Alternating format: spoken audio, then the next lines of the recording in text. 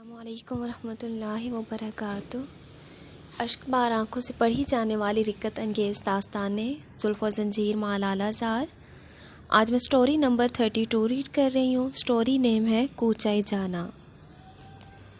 عبداللہ عراق کا مشہور ڈاکو، ہلاکت خیز غارت گر اور ستم پیشہ قاتل آج ایک خوفناک مہم سے پلٹ کر اپنے گھر آیا تھا۔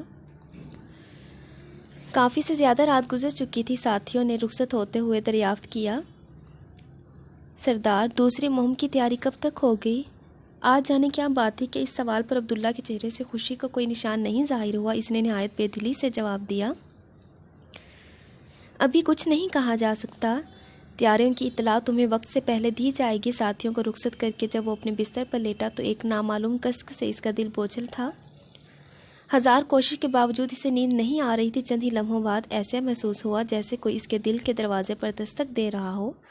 وہ حیرانی کے عالم میں گھبرا کر بیٹھ گیا۔ غفلتوں کی نیند بہت گہری تھی، اسی لیے منہ پھیر کر لیٹ گیا، لیکن اس مرتبہ دل کا بند دروازہ نیم باز ہو چکا تھا اور ہاتف غیب کی سرگوشیوں کے لیے گنجائش نکل آئی تھی۔ اچانک دل کے روزن سے کوئی بہت دھیمی آواز میں کہہ رہا تھا، ظالم، ذرا پیچھے پلٹ کر دیکھ، تیرے نامہ زندگی کا ایک ایک ورق سیاہ ہو چکا ہے۔ مظلوموں کی آہ، بے گناہوں کے خون اور معاصی کے بوجھ سے تیری مغرور گردن اب ٹوٹنا ہی چاہتی ہے۔ مرنے کے بعد جب تو ایک باغی مجرم کی طرح خدائی کا ہار کے سامنے کھڑا کیا جائے گا تو دہشت جلال سے تیرا کلیجہ پھٹ جائے گا۔ انجام کی رسوائی اور جہنم کے ہولناک عذاب سے بچنا چاہتا ہے تو اب بھی وقت ہے، اٹھ اور اپنے خاکی جسم سے شیطان کا یہ پیراہن اتار کر پھینک دے۔ مغفرت و کرم کا دروازہ بھی کھلا ہے، جیسے بھی ممکن ہو اپنے روٹھے ہوئے مولا کو راضی کر۔ ہاتف غیب کی یہ خاموش صدا نہایت تیز نشتر کی طرح عبداللہ کے جگر کے پار ہو گئی اور اسے تڑپتے ہوئے بسمل کی طرح گھائل ہو گئی۔ اب دل کے اندرونی حص بیدار ہو چکی تھی اور عمر بھر کی کثافتوں کا غبار آنکھوں کی راہ سیلاب کی طرح بہہ رہا تھا۔ اسی عالم اضطراب میں عبداللہ اپنے بستر سے اٹھا اور رات کی تاریکی میں اپنے سب سے زیادہ قابل اعتماد ساتھی جعفر کے گھر گیا۔ عبداللہ کی بے وقت آمد سے جعفر گھبرا بیٹھا۔ اس نے جلدی پوچھا، کسی فوری مہم کی تیاری ہے؟ عبداللہ نے ابدیدہ ہو کر جواب دیا، ہاں، آج زندگی کی سب سے بڑی مہم ہے میرے دوست، اور پھوٹ پھوٹ کر رونے لگا۔ اچانک تمہیں کیا ہو گیا ہے سردار؟ ہچکیاں بھرتے عبداللہ کی زبان سے یہ الفاظ نکلے، جعفر، اس وقت میں ہولناک تباہی کے ویرانے پر کھڑا ہوں۔ اپنی سیاہ کار زندگی اور اس کے بھیانک انجام کے تصور سے میرا دل بیٹھا جا رہا ہے۔ خدا را بتاؤ کہ ایک باغی مجرم کی طرح عمر کا جو حصہ میں نے گزارا ہے، کیا اب کسی طرح اس کی تلافی ہو سکتی ہے؟ کیا اس رحمت خاص کا کہیں سراغ لگ سکتا ہے جس کے نامہ عمل کی سیاہی دھونے کے لیے دیدہ شرمشار کا فقط ایک قطرہ کافی ہے؟ جعفر، میں اندھیرے میں بھٹک رہا ہوں، مجھے چراغ دکھاؤ، میں اپنے رب کی طرف پلٹنا چاہتا ہوں، میری رہنمائی کرو، میں گھائل ہو گیا ہوں، میرے زخموں کی ٹھیس کے لیے کوئی مرہم بتاؤ۔ اتنا کہتے کہتے عبداللہ کی آواز حلق میں پھنس گئی اور وہ چپ ہو گیا۔ ایک غمگسار چارہ گر کی زبان میں جعفر نے جواب دیا، دل کا یہ رقت انگیز انقلاب اور سوز و کرب کی یہ نئی منزل تمہیں مبارک ہو سردار۔ افسوس کہ تمہاری طرح میں بھی کوچے سے ناآشنا ہوں۔ البتہ اتنی بات ضرور جانتا ہوں کہ خدا کی تلاش میں نکلنے والے سب سے پہلے کسی مرشد کامل کی تلاش میں نکلتے ہیں۔ اسے پا لینے کے بعد خدا یابی کی منزل بہت قریب ہو جاتی ہے۔ کہتے ہیں کہ خدا تک باریابی کے لیے یہی ایک راہ اب تک کھلی ہوئی ہے، باقی تمام راستے بند ہیں۔ خدا کی طرف قدم بڑھانا چاہتے ہو تو تمہارے لیے بھی اس کے سوا اور کوئی چارہ کار نہیں ہے، کسی مرشد کامل کا دامن تلاش کرو۔ میں نے سنا ہے کہ مرشد کامل ہی اس راہ کے نشیب و فراز سے واقف ہوتا ہے، مرشد کامل کے بغیر یہ راہ آج تک کسی نے بھی طے نہیں کی۔ عبداللہ، جعفر کی اس بات پر عبداللہ کی آنکھیں چمک اٹھی، اس کا سوکھا ہوا چہرہ اس طرح کھل گیا جیسے پاس کی تاریکیوں میں سے امید کی کوئی کرن نظر آ گئی ہو۔ ایک غم نصیب شکر گزار کی زبان میں اس نے جعفر کی ہمدردیوں کے جواب میں کہا، میرے درینہ ہمدرد، تمہاری غمگسار رہنمائی کا شکریہ۔ تم نے میرے جلتے ہوئے زخموں پر جیسے تسکین کا مرہم رکھ دیا ہے۔ اگرچہ میں مایوس نہیں ہوں، لیکن میرے دوست، کسی مرشد کامل کی تلاش کا صحیح شعور بھی تو مشکل امر ہے۔ اس مشکل کو اب تم ہی آسان کر دو، تم ہی کسی مرشد کامل کا نشان بتاؤ، میں اس کی گلی میں سر کے بل جاؤں گا۔ عبداللہ کے اس سوال پر جعفر ایک شریک غم کی طرح پھوٹ پڑا، میرے محسن، تم شکریہ ادا کر کے مجھے شرمندہ نہ کرو، باور کرو، میرے خون جگر سے اگر تمہارے دل کی آگ بجھ سکتی ہے تو میں اس کے لیے بھی اپنے آپ کو تیار پاتا ہوں، مگر مشکل یہ ہے کہ یہ آگ پانی سے نہیں تجلیات کی خونکی سے بجھتی ہے۔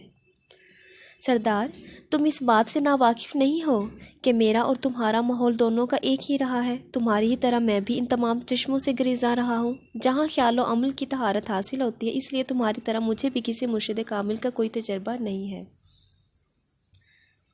ویسے میرا اپنا خیال ہے کہ مرشد کامل کی تلاش بھی خدا کی تلاش کا نقطہ آغاز ہے، اس لیے اگر تم خدا کا نام لے کر اس مہم پر جو نکل پڑو تو مجھے یقین ہے کہ خدا تمہاری ضرور مدد کرے گا۔ یہ راہ طے نہیں کی جاتی ہے سردار، کرائی جاتی ہے۔ جگر میں ٹھیس اب بھی تھی لیکن زخموں کی جلن کم ہو گئی تھی۔ پاس کی تاریکیوں میں آنے والا عبداللہ اب اکیلا نہیں تھا، اس کے ہاتھوں میں امید کا چراغ بھی تھا۔ جعفر کی بات سن کر اس طرح بے شوق کہ خود فراموش عالم میں عبداللہ اٹھا، سیدھا اپنے گھر لوٹ آیا۔ رات کافی ڈھل چکی تھی، رحمت یزدانی کے فرشتے آسمان کے دروازے کھول رہے تھے۔ ستاروں کی چاندنی میں اچانک ایک قافلہ نور زمین کی طرف اترتا ہوا نظر آیا، شاید کسی فیروز بخت کی دعا آج شرف قبول سے سرفراز ہوئی تھی۔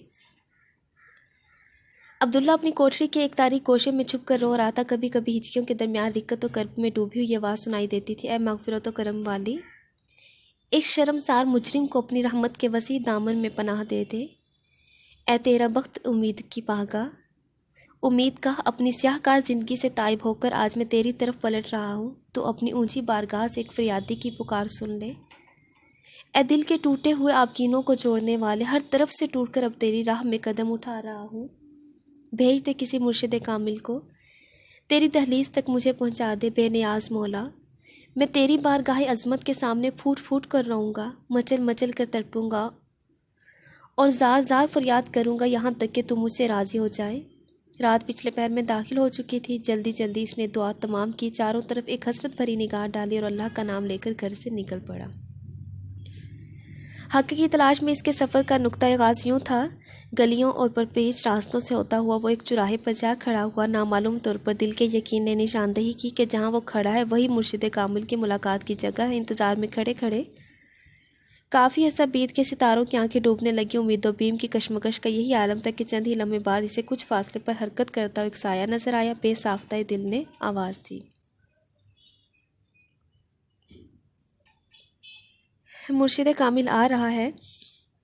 پابوسی کے لیے شوق کی نگاہ جھکی، عقیدت نے قدم بڑھائے، امیدوں نے خیر مقدم کیا اور قریب پہنچ کر اس نے عالم بے خودی میں پکارا، مرشد کامل، میں تمہارا کب سے انتظار کر رہا ہوں، آؤ میرے قریب آؤ، میرے کشور دل پر فرمان روائی کرو، مجھے مرید کر لو، مجھے بے دام خرید لو، میں تمہارے ہاتھ پر اپنی متاع ہستی بیچ رہا ہوں، مجھے اپنے کاکل و رخ کا غلام بنا لو، میں اپنے نصیب دشمن آزادی کو تمہارے قدموں پر نثار کرتا ہوں۔ آنے والے نے حیرانی کے عالم میں جواب دیا، میرے بھائی، میں تمہاری زبان نہیں سمجھ رہا ہوں، تم جس کا انتظار کر رہے ہو وہ میں نہیں ہوں، میں اندھیری راتوں کا سیاہ ہوں، مجھے اجازت دو، تمہاری امیدوں کا مرکز کوئی اور ہوگا۔ عبداللہ نے دامن تھامتے ہوئے کہا، میں کس کا انتظار کر رہا ہوں اور میری امیدوں کا مرکز کون ہے، یہ جاننا تمہارا کام نہیں ہے، میرا کام ہے خدا کے ایک بچھڑے ہوئے بندے کو خدا سے قریب کر دینا، تمہاری ہستی کا سب سے اہم فریضہ ہے مرشد، دیر مت کرو، مجھے جلد مرید کر لو تاکہ ایک لمحہ ضائع کیے بغیر تمہاری رہنمائی میں میرے سفر کا دوسرا دور شروع ہو جائے۔ آنے والے نے ذرا سنجیدہ ہو کر جواب دیا، میرے بھائی، میں کہہ رہا ہوں کہ تم نے مجھے غلط سمجھا ہے، میں اس راہ کا آدمی نہیں ہوں، میں کیا ہوں اور میرا پیشہ کیا ہے اگر تمہیں معلوم ہو جائے تو تم میرے منہ پر تھوک دو گے، اس لیے بہتر ہے کہ تم میرے راستے سے ہٹ جاؤ، جس مہم پر آج میں اپنے گھر سے نکلا ہوں اب اس کا وقت ختم ہو رہا ہے، میرا ساتھی میرا انتظار کر رہے ہوں گے۔ ہزار انکار کے باوجود عبداللہ اپنی ضد پر قائم تھا کہ کسی طرح اس دامن سے الگ ہونے کے لیے تیار نہیں تھا۔ اب وہ بھی تنگ آ چکا تھا اور ایک اجنبی دیوانے سے پیچھا چھڑانے کا کوئی ہیلا تلاش کر رہا تھا کہ اچانک اس نے ہاتھ بڑھاتے ہوئے کہا، تو نہیں مانتے تو میں نے تمہیں مرید کر لیا، اب آج سے تم ہمارے ہاتھ بک گئے، جس پر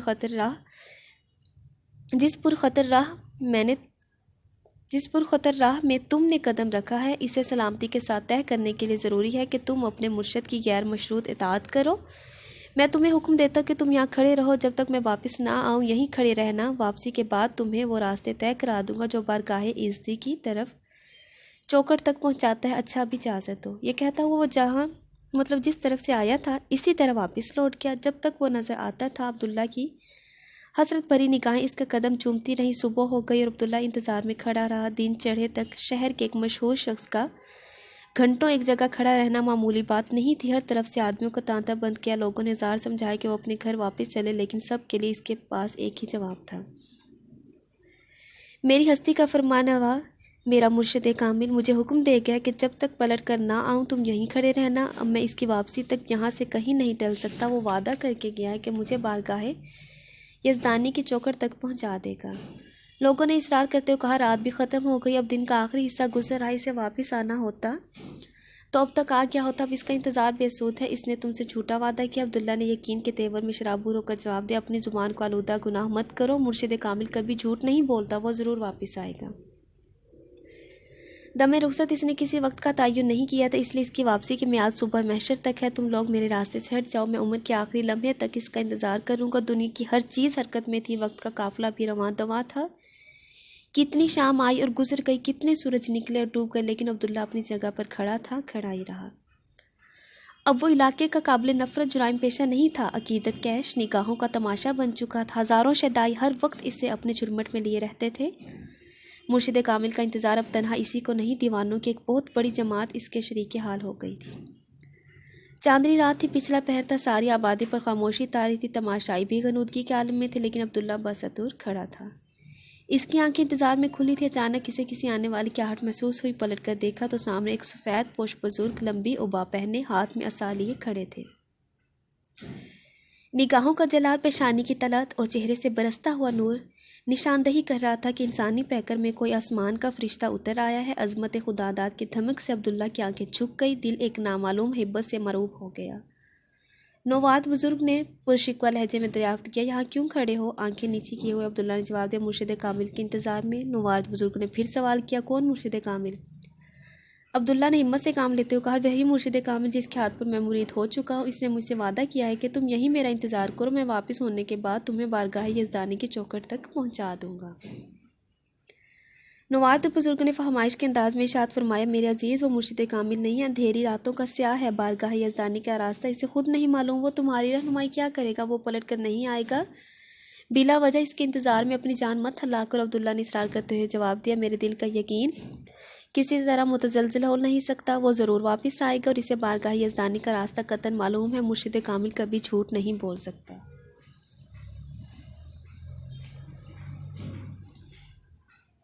نواد بزرگ نے تنبیہ کے لہجے میں فرمایا، ایک غلط بات پر اصرار مت کرو، تم سخت قسم کے فریب میں مبتلا ہو، اپنی نادانی سے ایک چور کو تم نے مرشد کامل سمجھ لیا ہے۔ سوتے ہوئے انسانوں کی آنکھوں سے کاجل چرانے والا بھی اگر مرشد کامل ہو سکتا ہے تو شامت کی ماری ہوئی دنیا کا مرشد کامل کی کوئی احتیاج نہیں ہے۔ افسوس تمہاری ناسمجھی پر۔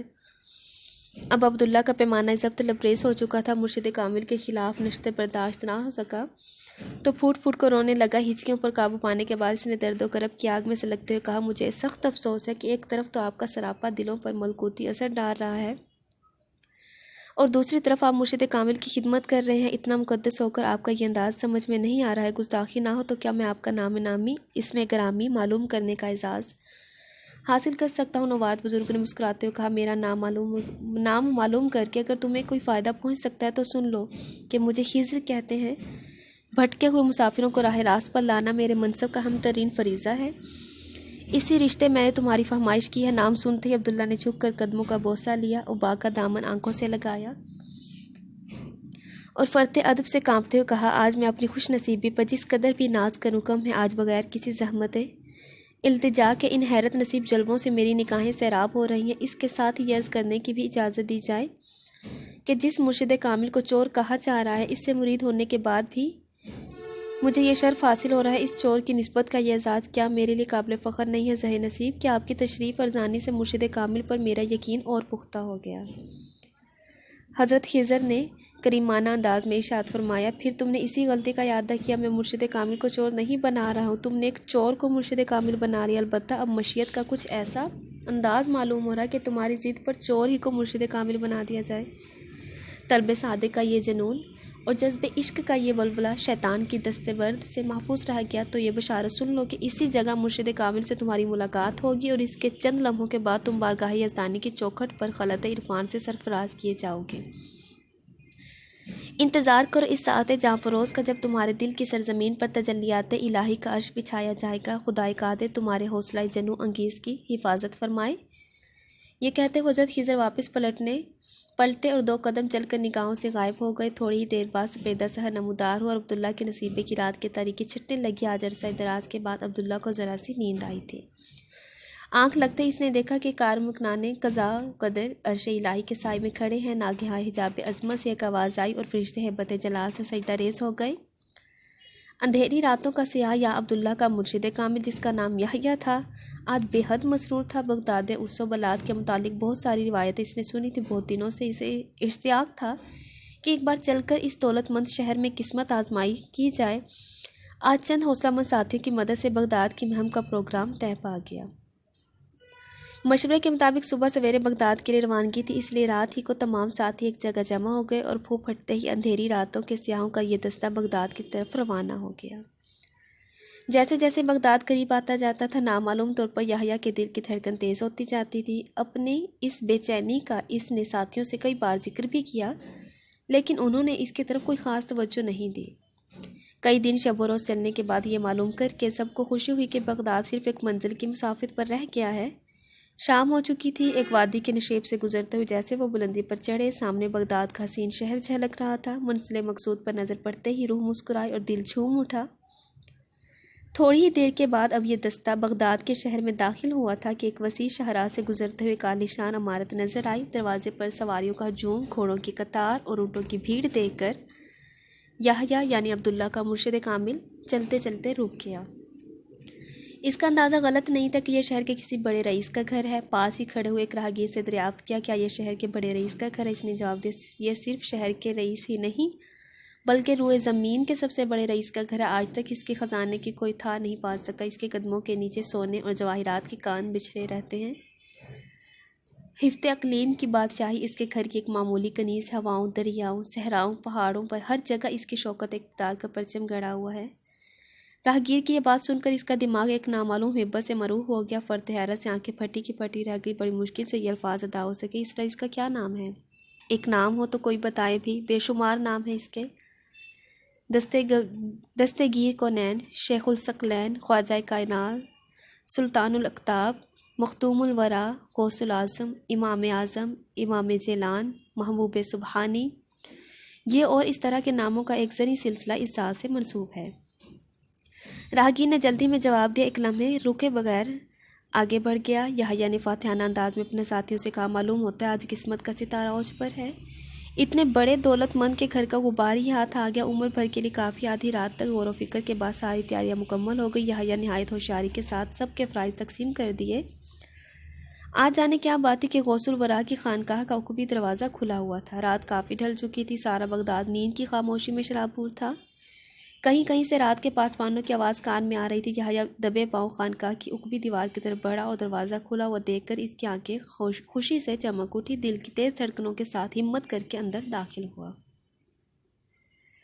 اندھیرے میں دیر تک ادھر ادھر ٹٹولتا رہا لیکن کوئی چیز ہاتھ نہیں آئی۔ سخت حیرانی تھی کہ اتنے بڑے رئیس کا گھر بالکل خالی۔ ناکامی کی حسرت کے ساتھ واپس ہوتے ہوئے سوچا کہ کیوں نہ اس گھر کا غبار ہی لیتے چلے، ممکن ہے اس میں سونے اور جواہرات کی راکھ چھپی ہو۔ چاروں طرف سے گرد و غبار جمع کر کے ایک چھوٹی سی گٹھڑی بنائی لے کر جو ہی دروازے سے باہر قدم نکالا، اچانک آنکھوں تلے اندھیرا چھا گیا۔ 2-4 پلک جھپکانے کے بعد اسے محسوس ہوا کہ آنکھوں کی روشنی زائل ہو چکی ہے۔ گھبرا کر بیٹھ گیا، دل ڈوب رہا تھا، آگے بڑھنے کی ہمت جواب دے چکی تھی۔ اتنے میں قریب ہی سے پاسبانوں کی آواز کان میں آئی۔ گھبرا کر پھر گھر کے اندر پلٹا اور ایک کونے کے اندر چھپ کر بیٹھ گیا۔ کونین کا دستگیر اور ثقلین کا غوث تہجد کی نماز سے فارغ ہو چکا تھا۔ عرض تاباں سے نور کی کرن پھوٹ رہی تھی، پیشانی کے موجوں میں کرن لہرا رہا تھا، آنکھوں سے تجلیات کے چشمے ابھر رہے تھے اور دل کی شمع فروزہ تعلیم ولایت کے نگار خانوں کی چمکا رہی تھی۔ سامنے رجال الغیب ہاتھ باندھے کھڑے تھے۔ ایک نقیب نے آگے بڑھ کر عرض کیا، عالم پناہ، فلاں شہر کے ابدال کا انتقال ہو گیا ہے۔ زبان حق ترجمان سے مغفرت و رحمت کی دعا دیتے ہوئے سرکار غوث الورا آگے بڑھے۔ اچانک کسی کے قدموں کی آہٹ پا کر یحییٰ کانپ اٹھا۔ بھاگنے کا ارادہ ہی کر رہا تھا کہ سوچ کر وہیں بیٹھ گیا، آج میرے گھر کون مہمان ہے؟ کشور دل کو فتح کر لینے والی ایک آواز کان میں آئی۔ امید و بیم کی کشمکش میں کچھ دیر خاموش رہنے کے بعد ایک اقبالی مجرم کی طرح بامشکل تمام یہ الفاظ اس کے منہ سے نکلے، سرکار میں ہوں ایک شامت نصیب، اندھیری راتوں کا سیاح، دولت خدا داد کا شاہراہ سن کر یہاں آیا تھا لیکن مصیبت کے ہاتھوں گرفتار ہو کر رہ گیا۔ اب زندگی کا سب سے بڑا ماتم یہ ہے کہ یہاں آ کر اپنی آنکھوں کی بینائی کھو بیٹھا ہوں۔ روئے زمین کے سب سے بڑے رئیس کے گھر اتنی امیدیں لے کر آیا تھا، اب کون جانے قسمت کا کیا انجام ہوگا۔ اتنا کہتے کہتے اس کی آواز حلق میں پھنس گئی اور وہ پھوٹ پھوٹ کر رونے لگا۔ رو مت، کرم کا آبگینہ بڑا نازک ہوتا ہے، ذرا سی ٹھیس سے گھائل ہو جاتا ہے۔ لو میرے دامن میں اپنی بھیگی پلکوں کا آنسو جذب کر لو، یہ مایوس امیدوں کی پناہ گاہ ہے۔ یہاں مجرم کو سزا نہیں دی جاتی، دل کی تطہیر کی جاتی۔ اپنی ناکامی کا افسوس دل سے نکال دو، میری چوکھٹ کا امیدوار آج تک خالی ہاتھ نہیں لوٹا۔ صبر سے کام لو، آنکھوں کی روشنی نفع کے ساتھ واپس ہوگی۔ یہ فرماتے ہوئے سرکار غسل ورا اس کے بالکل قریب آ گئے۔ دوسرے ہی لمحے کرم کی نگاہ کا ساز اٹھی، اس کی بے نور آنکھوں کی راہ سے دل تک پہنچ گئی۔ بس اب کیا تھا، آن کی آن میں عرفان کے سارے لطائف کھل گئے اور اب پلک جھپکی تو وہ عالم ناسوت کی آخری سرحد پر کھڑا تھا۔ ہر طرف تجلیات کا چہرہ اس کی نگاہوں کے سامنے فروزنا تھا۔ اب وہ اندھیری راتوں کا سیاہ نہیں، وہ ولایت کی اقلیم کا تاجدار بن چکا تھا۔ غوث الورا کی سرکار سے حکم صادر ہوا، ابھی اطلاع آئی ہے کہ فلاں شہر کے ابدال کا انتقال ہو گیا، آج سے اس جگہ پر تمہیں بحال کیا جاتا ہے، فوراً وہاں پہنچ کر اپنے منصب کے فرائض سنبھالو۔ ایک اتھاہ جذبہ عقیدت کے ساتھ جھک کر اس نے سرکار کی پائے گاہ کو بوسہ دیا اور الٹے پاؤں واپس لوٹا۔ دروازے تک پہنچ کر قدم باہر نکالنا چاہتا تھا کہ رجال الغیب کے مجمع سے آواز آئی، آخر ایک دیوانے کی ضد نے چور کو مرشد کامل بنا ہی دیا۔ پھر اسی شاہراہ سے وہ گزر رہا تھا جس پر چل کر وہ عرفان حقیقت کے بحر خار تک پہنچ چکا تھا، لیکن اب قدموں کے نیچے فرش زمین نہیں، کائنات کا دل بچھا جا رہا تھا۔ جس راہ سے گزرتا گیا آنکھوں کے پیمانے سے قادری میکدے کی شراب ٹپکتی گئی۔ دن چڑھتے چڑھتے اس نے کئی روز کی مسافت طے کر لی تھی، اب وہ ولایت کی قلمرو میں داخل ہو چکا تھا۔ چند ہی قدم کے بعد شہر کی عمارتیں نظر آنے لگی۔ آبادی کے ایک چوراہے پر ہزاروں آدمیوں کا میلہ لگا ہوا تھا۔ ایک اجنبی راہگیر سمجھ کر لوگوں نے اس کی رہنمائی کرتے ہوئے کہا، ازدحام کے باعث ادھر سے آمد و رفت کا راستہ بند ہے، اب آپ کسی اور طرف سے جائیے۔ لوگوں نے حیرت آمیز لہجے میں جواب دیا، کئی ہفتے ہو گئے اس واقعے کو، سارا علاقہ ہل گیا اور آپ کو خبر نہیں ہے، بڑے تعجب کی بات ہے۔ یحییٰ نے کہا، میں اس علاقے کا باشندہ نہیں ہوں، مجھے اصل واقعے سے آگاہ کیا جائے۔ لوگوں نے کہا، ہمارے شہر کا ایک اچھا خاصا آدمی کئی ہفتے سے دیوانہ ہو گیا ہے، اسی چوراہے پر دن رات کھڑا رہتا۔ وہ کہتا ہے کہ میں مرشد کامل کے انتظار میں یہاں کھڑا ہوں، وہ مجھ سے وعدہ کر کے گیا ہے کہ تم میرا یہی انتظار کرو، میں واپس ہونے کے بعد بارگاہ یزدانی کی چوکھٹ تک تمہیں پہنچا دوں گا۔ ہزار اسے سمجھایا جاتا ہے، اب وہ نہیں آئے گا، اس کا انتظار بے سود ہے، لیکن وہ اپنی ضد پر اڑا ہوا ہے۔ سب کو یہی جواب دیتا ہے کہ مرشد کامل جھوٹ نہیں بول سکتا، وہ کبھی نہ کبھی ضرور آئے گا۔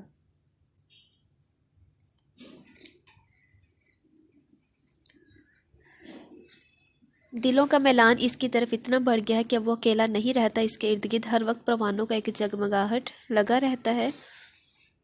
لوگوں کی باتیں سن کر دفعتاً اس کا حافظہ تیز ہو گیا اور اچانک اس رات کا سارا واقعہ نگاہوں کے سامنے پھر کے اب غور سے دیکھا تو وہی چوراہا تھا جہاں ایک دیوانے سے اس کی ملاقات ہوئی تھی۔ اس نے ہاتھ پکڑ کر اسے مرید کیا تھا، اپنی واپسی تک وہیں انتظار کرنے کا اسے حکم بھی دیا تھا۔ یہ سارا واقعہ یاد آتے ہی وہ بے خود ہو گیا، جذبات تاب ضبط سے باہر ہو گیا۔ دارفتگی شوق میں دامن پھاڑتا، شور مچاتا مجمع کی طرف دوڑا اور ہجوم کو چیرتا پھاڑتا عبداللہ کے قریب پہنچ کر آواز دی، میں آ گیا میرے مرید، میں اپنا وعدہ پورا کرنے آ گیا۔ جانی پہچانی آواز سن کر عبداللہ چونک پڑا، جو ہی چہرے پر نظر پڑی بے ساختہ چیخ پڑا، مرشد کامل آ گیا، میں کہہ رہا تھا مرشد کامل جھوٹ نہیں بولتا، وہ ضرور آئے گا۔ یہ کہتا ہوا بے خودی میں تڑپا اور مرشد کامل کے سینے سے لپٹ گیا۔ ایک بہت دنوں کی پیاسی روح چشمہ عرفان سے سیراب ہو رہی تھی اور تجلیات کا ایک نیا عالم نگاہوں کے سامنے چمک رہا تھا۔ سینے سے لپٹے ہوئے ابھی چند ہی لمحے گزرے تھے کہ مرشد کامل نے آواز دی، عبداللہ آنکھیں کھولو، تم بارگاہ یزدانی کی چوکھٹ تک پہنچ گئے۔ آنکھیں کھولتے ہی عبداللہ سجدے میں گر پڑا۔ ہاتف غیب نے آواز دی، آخر ایک بندہ گنہگار نے عشق کی آہوزاری اور فریاد کی سوز و تپش سے اپنے روٹھے ہوئے مولا کو راضی کر ہی لیا۔